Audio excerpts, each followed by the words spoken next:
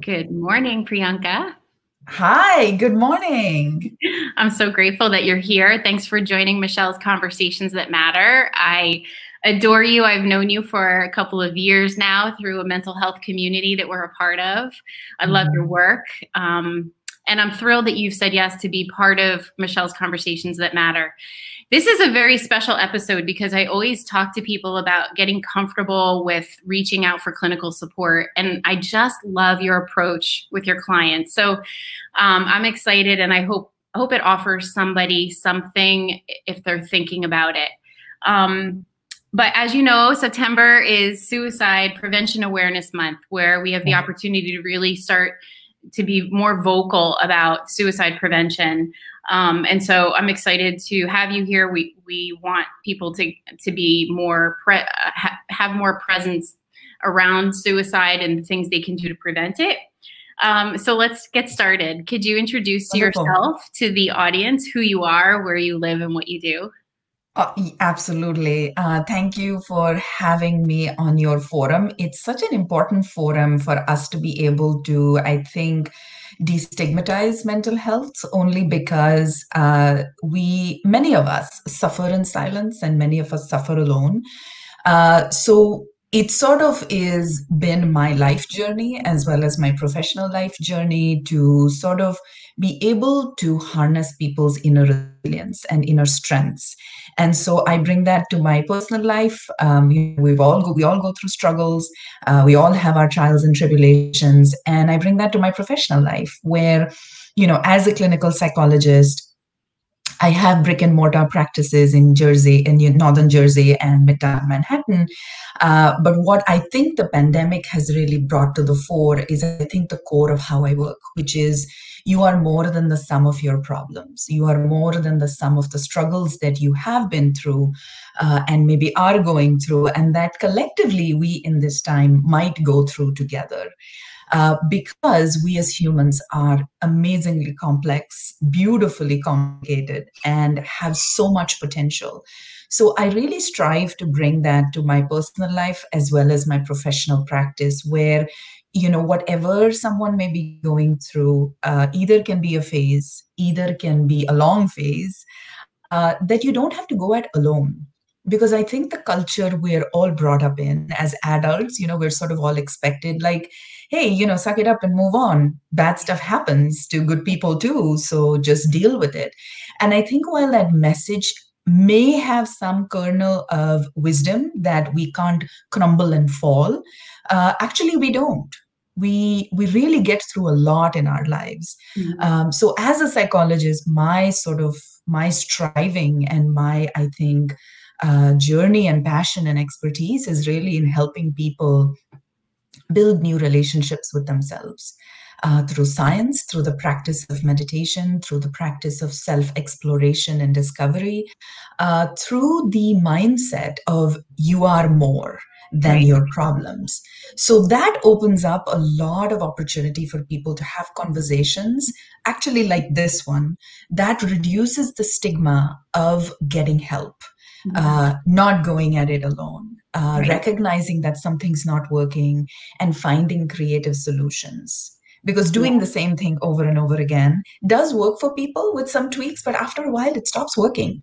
Yeah. So a lot of folks who come to me are smart, are intelligent, are extremely resilient, are well sort of informed, have tried a bunch of stuff, but sort of feel like, who I look like on the outside and who I appear to be on the outside isn't how I feel like on the Yeah. inside. Yeah. And I So it's think now, really, yeah. yeah. And I was just sorry to interrupt you. I think now, especially during COVID, it's so important. It's so Yeah. important to give people permission to just recognize they might not be 100% themselves. Yes, absolutely. I mean, I think as a culture, we ought to normalize imperfection.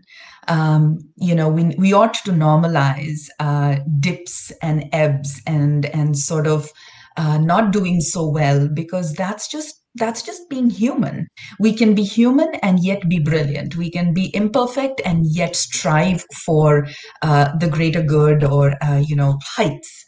It's wonderful that you want to climb a mountain, but you may be a beginner, and it's okay to have that ambition coexist with your failed efforts, or sometimes failure. To climb that mountain. So I think that can be such a freeing experience. So, when I sort of work with people, I say, allowing yourself to just befriend your imperfection and befriend what's not working in your life can be so freeing and can almost seem like a counterintuitive approach to work on what's not working. Yeah, I love that. And I'm just going to share, because I don't know how many of my friends know, but I have been in therapy for a very, very long time. And, I don't have any embarrassment around it. There have been times in my life where I felt like I needed therapy to help me. And honestly, it's empowered me. It helped me to actually, sort of regroup and be reminded of my imperfections. And it's okay not to, have it all together all the time. So, I think we really need to remove stigma so people get comfortable with like, yeah, so I needed support. I got help. I moved on, Yeah. Yeah. Yeah. I mean, I think many of us wait until something really bad happens because we're sort of like, we do a life review and say, okay, X, Y, and Z is going well. I'm fine. Right. Our threshold for being fine is actually very contradictory because we have a very high threshold for suffering as people. And it's often unbeknownst to us that we're sort of suffering a lot. We're suffering with anxiety. We're often suffering alone. We're trying to often hide the way we feel. Some of us don't have people necessarily in our corner to be able to talk. So when I talk to people about doing therapy, I say, listen, it's an avenue, it's an opportunity to have a different set of conversations that incorporates, what are your strengths? What are your values? Where do you want to be? Where are you now? What are some of the blocks? What are your weaknesses and vulnerabilities? And how can we work together? So it's sort of having somebody in your corner. And I think that's sometimes a hard sell for people, Michelle, because many of us go to therapy, when we're told, like, I think you should see somebody, I think you need to go to therapy, or we get recommended by, let's say, a medical professional or, somebody else. And that in and of itself carries a lot of stigma. But I think what I really try to do is talk to people and say, you're here because something is happening and you care about what's happening and you don't like what's happening. Right. And maybe you want to change what's happening. So if we hold that mindset in our work together, why you are here, and if you feel sort of wrong or damaged or weak or sort of wimpy, that will begin to shift when you can see yourself as someone who really cares about what they're going through and doesn't like where they are. Right. Oh, I love that. I think, I will go back to the CDC statistic that says 1 in 3 are now in America, 1 in 3 people are dealing with anxiety or depression because of what we've been navigating with the pandemic. And what scares me is that people are suffering in silence because maybe they've never experienced a mental health imbalance. They don't know where to go. They don't want to be perceived as being weak. The thing that I love about your approach and why I wanted to have you on and talk to you is because you weave in meditation, you weave in a whole host of things. It's not just here's a pill, go get better. I think there's something to be said about a clinician who is really mindful of options, of giving someone an option in terms of what will work for them. I have to read this because it resonated with me. This is from your website, your message to your clients. And I love this so much because you make it okay to not be okay. Sometimes it takes life getting hard for someone to come to therapy. Sometimes people wait for a while before they feel they have to talk to someone. You probably have tried all your familiar coping tools, but are feeling stuck and alone, searching for relief and support. I believe in your capacities and resilience to navigate life's challenges, but I'd like to help you not go at life alone. In our work together, you and I will be partners, the kind of team that can help you create a version of yourself and life that is meaningful, purpose-driven, and aligned with your capabilities. It's just, I would want to work with you because you are going to help me become a better version of me, and you give me permission to not have to navigate this alone. So Yeah. I think it's wonderful, your approach to just for caring for people. I've seen your heart from day one. The moment I met you, I could totally pick up on that. Tell us a little bit, Priyanka, about what you're seeing during COVID. For those that are reaching out and getting support, what is like the most prominent thing that you're seeing, and how are you helping people with all of the ambiguity that we're dealing with in the world right now? Oh my God. I sort of feel like we're living through the kind of history that we're making along the way we're living in it. We are. And it's not necessarily you versus I. We're really all in this together. And some critical themes I think have come up. I work with individuals and I work with couples, and I really enjoy working with couples. And it's sometimes really funny when couples will come to me and they say, "Oh my God, I'm spending way too much time with my partner." And in couples therapy, one of the goals is, how can we help you spend this beautiful quality time together? And what's coming through is people have so many distractions. People had so many distractions in pre-COVID times that you could get away from trouble, you could get away from your problems. So when you're able to get away, being able to distance yourself from someone or something that's bothersome can actually be quite an adaptive coping skill. But if that's sort of often what we rely on, Yeah. we're not working on coming back together. We're not working on staying together. We're not working on the sucky, difficult parts about being in relationship with other people, which is navigating differences, navigating likes, dislikes, annoyances, irritations, old problems that you can wind down on or turn down the volume on because you can be away from each other. Right. So I think one of the biggest things I'm seeing when I see couples is the proximity, the physical sort of exposure to each other, and the amount of it.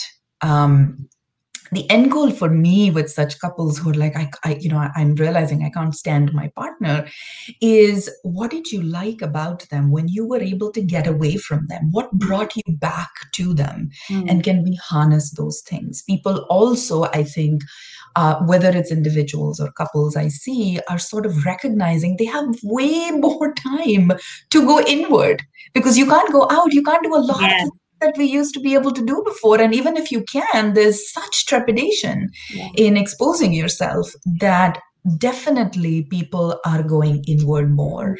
And outside distractions can often prevent that inner exploration. That's a mixed bag, actually. Right. Sometimes there are really sucky parts that you don't want to go to. And sometimes there are amazing parts that you don't get to because you're oriented towards the outside. Yeah. So I'm seeing a lot of people having difficulty in befriending who they are, befriending all the parts of themselves, especially the parts that they don't like, and what all of that leads into. For example, I'm alone. I feel extremely isolated. I'm with my family, or I'm with people, or I'm not with people, and I feel completely alone. And I think that is such a deep phenomenon that goes evolutionarily against how we are wired. We are social beings, most of us, and we crave and we need viscerally even touch, being in connection with other people, and being in loving connection with other people. So that's, I think, one of the most robust themes that has arisen. I have way too much time to think. I don't like what I hear, and I don't like what I see, and I don't like what I feel, and I don't know what to do with all of that. Right. And I feel completely alone, or I feel very lonely. Yeah. I think as side effects of those sort of phenomena, I see a lot of people dealing with anxiety that they can't get away from because people, in the peak of the pandemic, didn't even feel comfortable leaving their home. Right. So going out for a run or going to the park just didn't seem like an option. So I think people started feeling very trapped, helpless. And that brought about a set of folks who came through the door, who had a history of trauma, who had a history of where they had felt trapped and helpless, either in this particular relationship they're in their particular life situation they're in, where they're trying to date and they're trying to find a partner, and it's so difficult. Um, or whether, they're sort of with a partner and in a family where they just sort of realized like a lot of the interactions in the family were triggering old hurts and wounds that Mm-hmm. again that we can build sort of skin over by Mm-hmm. not necessarily focusing on those things. Mm-hmm. So I think, yeah. Yeah. So I was going to say the thing that I think people in the beginning of the pandemic who were with couples or who were in a relationship, it was either I'm getting divorced, Yeah. I can't handle my partner, or I tell you, in the last week, if I could tell you how many people are announcing a pregnancy, it's hysterical. I'm like, so COVID has had like this effect where Yes. either it's splitting people up or it's bringing them together. So Totally. it's really cute. It's cute to see that. But I so relate to going inward. What you just said really resonated with me because I've been alone and I've had feelings of loneliness, but I'm also realizing just how overscheduled I was before COVID, how I was always so busy that I didn't make time to go inward. And now I'm making time to meditate. I'm making time to connect. So it's fascinating. Like you're sort of validating how I'm feeling with what you're seeing and how people are just getting present to what was or wasn't working in their lives, at this point. I think, and again, I'm not minimizing how devastating the pandemic has been, is, and our fears around what's going to happen in the future. Mm-hmm. But I think one of the most important personal discoveries for me is the quality of my connections, the quality of my friendships, the quality of interactions with people has just become so much more mindful, so much closer, and so much more valued because we're living in uncertain times. A lot of folks I work with have sort of described it as feeling like we're fighting an invisible enemy. Yeah. And it feels like there is no end in sight. So I think the despair that can often come for people, and one can personally relate to how fatiguing this is all for us in every aspect of our lives. So I think the amount of depression that I'm seeing is also sort of very noteworthy, which all ties back into let's go really into what's most valuable. What's at the core of what would make you happy? So I'm having a lot of conversations with people and friends and significant other, my significant other, about what is going to make you happy, what is going to make me happy, what is going to make us happy. Because I think that's where it all comes down to. If I were to sort of say, hey, what do I help people with? I try to help people move from striving, stress, and unhappiness, maybe even heartbreak, to thriving. I love that.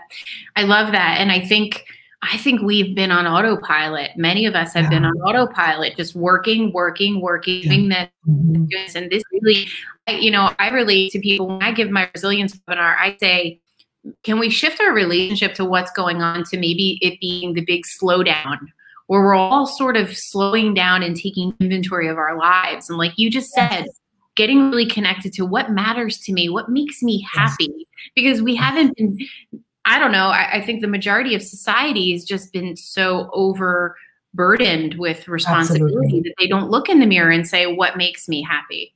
So my whole goal with wanting to talk to you today, Priyanka, was to have people who maybe are struggling with depression and they're not doing anything about it. They're just thinking they need to shoulder it. Like, what's your words for them, for someone who might be never have felt this type of feeling because of the pandemic? They might be going through financial challenges. They might be having relationship issues. What's your advice to them around getting some type of support? I mean, I think, we live in a culture of overdoing and overbeing. So when we're not overdoing and we're not overbeing, and we recognize we can't overdo and overbe, Sometimes it might flip someone into feeling depressed, that their life has no meaning, there is no purpose, they can't meet friends anymore, so they're socially isolated. Mhm. Um, I think taking stock of where you are in your life, and I call that sort of doing a lifescape, looking at your Mhm. life and looking at what's working in your life that can give you joy, that can give you happiness, energy, that can shave off fatigue that can come from so many things. So looking at what's working, and then looking at what's not working, and sort of trying to take an honest look, but maybe even recruiting a friend or a person who you feel emotionally safe with, saying, hey, here's how I'm doing, here's how I feel, what's working and what's not working, what do you think, what do you see about me? Because when you include somebody in your struggles, it's actually chemically changes Mhm. how that connection impacts us. So when you draw in somebody, when you bring in somebody, it shaves off isolation, and that in and of itself is can be a very empowering step. So Mhm. looking at what's working, what's not working, getting people in to weigh in, give you feedback. I Mhm. think in today's times, sort of also looking at where you want to be, because Mm. now you have the time, Yeah. potentially the space to Yeah. do that. Yeah. With financial struggles, with sort of basic sort Yeah. of struggles that impact our survival, I think it's really important to reach out even more so. Right. And one of the things that I will tell people who come through my door, I don't end up working with everybody, but I tell people all the time, if I don't work with you, that's fine, but I'm happy to help you find somebody. Mhm. I'm happy to at least give you a list, because listen, finding a therapist, I think for a while actually has felt like the dating game. Yeah. It's I'm it sure. Yeah.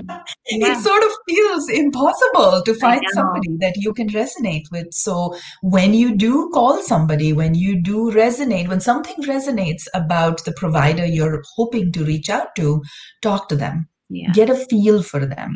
And Mhm. that helps practice being able to reach out. It's very scary. When I came from India and I was in graduate school, I had a master's in clinical psychology, but I had never been in therapy. Mhm. And so when I got into therapy with the kind of trepidation that I hear all the time in people now. Wow. And so it's a very normal human condition to sort of open yourself up to a total stranger and Yeah. be vulnerable in a way that, they get to know you in a way that's so private. Right. So looking at what's working, what's not working, reaching out to someone who's safe and comfortable. You Mhm. don't have to do it on social media. Sometimes people do because that feels safe to them, and that's Right. fine. Right. Actually talking to providers, starting to call Yeah. and saying, hey, this is sort of what I'm going through, this is what I'm looking for, Mhm. and actually engaging with the provider to see how they feel to you. Because yes, the degree matters, the education matters, what they do matters, yes. But But if you feel a connection, connection. Yeah. that connection is what helps foster change. Yes. And I love that you said that. I have a wonderful therapist. I'll give him a plug. Danny. He's amazing. But like if I didn't vibe with him, I have to tell you, I Yeah, would not be with him. And I think some people have had one experience with a therapist they didn't connect with, and so they've yeah, given up. So yeah, I mean, I think your advice there is just, try to keep searching. You wouldn't give up if you were looking for an apartment, or looking yes, for a house. You would continue to look. Your health and your well-being are what's at stake. And yeah, I think people need to get that. You said something before around talking to someone. It doesn't necessarily need to be a clinician right away. Lady Gaga was quoted as saying, find someone you trust and take them up in your head with you. hmm, Talk about it. It becomes far less scary when we can articulate how we're feeling to someone, right? So yeah. I love that advice. Just find someone that you can reach out to. Because I think when people do the lifescape, and you look at people, places, things, experiences, strengths, vulnerabilities, things that you're grateful for, things that you would like to get to, a place of thriving and what that would look like. I think you'll end up finding some people. You might end up finding one person, and Yeah. usually they're in plain sight. Or they may not. Um, And so sometimes I'll have people connect with folks who they may not have connected with for a while, but they just thought of them. And Mm. so when you can talk about why you thought of this person versus not someone who you chat with practically every day, that's important. Maybe it's time to reach out to them. And I think that's one of the things, a dear friend told me this week. And she was like, I've just found that I'm connecting with more people. Yeah. And Yeah. I'm connecting in ways where I'm able to build deeper, closer connections because I have the time and the space now and the headspace. Yeah. So you might So, actually be surprised. yeah, exactly. I love that. And I think connection, like you said, we are human beings that need connection. And it's hard if you're like me and you're being quarantined by yourself and Yes. you can't even go to your coffee shop to have a cup of coffee and be with Yeah. people. It's really hard. Really Yes, hard. it Um, is. the other thing I want to mention too is when I was diagnosed with depression when I was going through my divorce. Mm-hmm. I was adopted. My mother was bipolar, and I never thought in a million years I would deal with that because Yeah. she wasn't my blood mother, but Yeah. I was dealing with depression and I was in therapy with Danny and it was great. And the one thing I remember was focusing on the, like you just said, focusing on the things that are working. So the one thing I had control over in that moment, like my marriage was ending, I lost my job. The one thing I had control over was my health and my fitness. So I got momentum when I threw myself into training for my triathlon. I got momentum in one area of my life that was working. Yeah. And if I stayed focused on that, it slowly started to, give me momentum in other areas. So that's just what worked for me. But I love that you start off by saying focusing on what is working, because it's very easy to go down the rabbit hole and be like, nothing is working, when really there probably is. And I have a lot of folks who sort of go through life's challenges, whether it's divorce or separation or the loss of a loved one, health. And a lot of folks will sort of say, I just threw myself into work. I just became so busy. And while I think, again, I worked for a number of years with survivors of 9/11, and one of the things that I constantly heard was, I just needed to get back to work so I knew things were normal again, because the subscript is my entire notion of normalcy was destroyed, completely decimated. So while denial and while sort of gravitating into something that is quite intellectual and all-consuming can be very helpful, it's limiting as compared to delving into health or getting into therapy or going on, when we could travel openly, doing some traveling. But it is actually, when you reverse engineer this coping skill, it is really the mindset with which you choose what to get busy with that counts the most. Mm. If it is other focused and it is outside focused and devoid of any emotional sort of engagement or growth, where it engages your pain, it engages your struggle, it amounts to that denial being your sole or predominant way of coping with that challenge. Wow.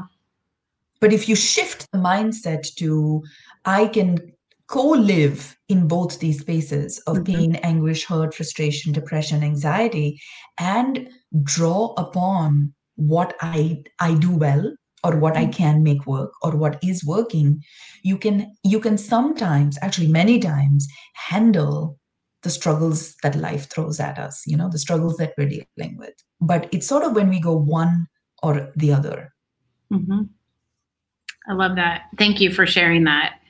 I want to know what, for you, Priyanka, is the most important thing that you have learned in your life. I know you're a mom. I know you're a mom. You live close to me in the New Jersey area. So what would you say would be an important thing that you've learned in your life already at your young age? I thought, I would kill plants all the time. My mother has green thumb. But during COVID, if I show you how many watermelons we have, I don't know what to do with them. So you're going to get one as a gift soon.